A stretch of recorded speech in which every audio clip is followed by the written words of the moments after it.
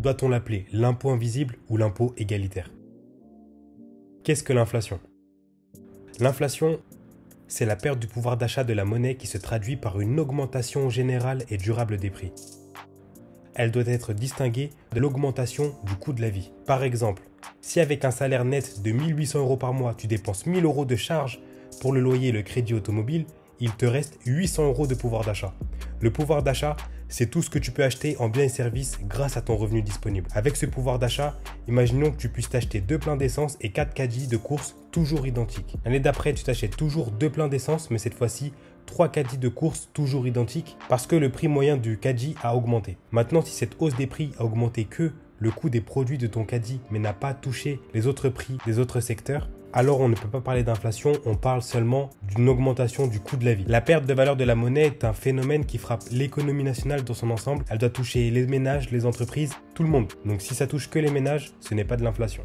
L'indice des prix à la consommation est utilisé pour évaluer l'inflation. Cette mesure est partielle étant donné que l'inflation recouvre un champ plus large que celui de la seule consommation des ménages. Avec la même quantité d'argent, vous l'aurez compris, on ne peut plus consommer autant. Le ressenti comme quoi avec l'arrivée de l'euro, le pouvoir d'achat a nettement diminué n'est pas anodin. À la mise en place de l'euro, il n'y a pas vraiment eu de forte baisse du pouvoir d'achat au début des années 2000, mais les produits qui ont augmenté en prix étaient surtout des produits du quotidien comme le pain, les pâtisseries, les cafés, l'agroalimentaire. Cette hausse a été justifiée par l'augmentation du coût des matières premières des commerçants. Par contre, les prix de l'électronique ont bien baissé.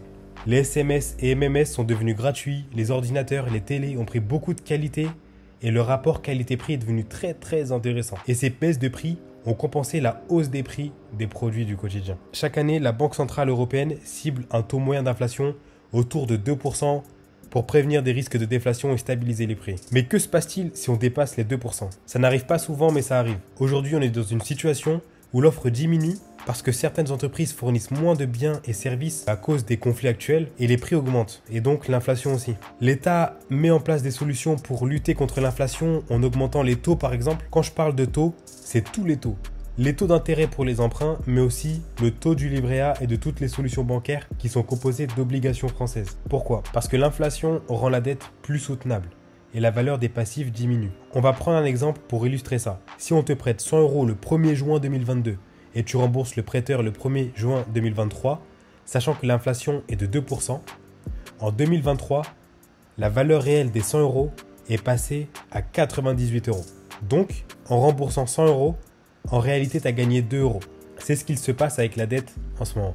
C'est pour ça que tous les emprunts contractés avec des taux d'intérêt en dessous des 2% sont appelés des taux d'intérêt négatifs. En valeur monétaire, la banque perd de l'argent sur ses opérations. Avec un taux d'inflation de 2% par an en moyenne, on perd 20% sur son patrimoine non investi les 10 premières années. Et avec 5% d'inflation, c'est 40% de pertes les 10 premières années. À ce rythme, sur le long terme, 100 000 € non investis avec une inflation à 5% perdront 80% de leur valeur en 30 ans, soit 80 000 € de pertes. Si on ne fait rien, notre patrimoine sera bouffé par l'inflation. Le seul moyen de contrer l'inflation, c'est d'obtenir un rendement sur son patrimoine supérieur au taux d'inflation.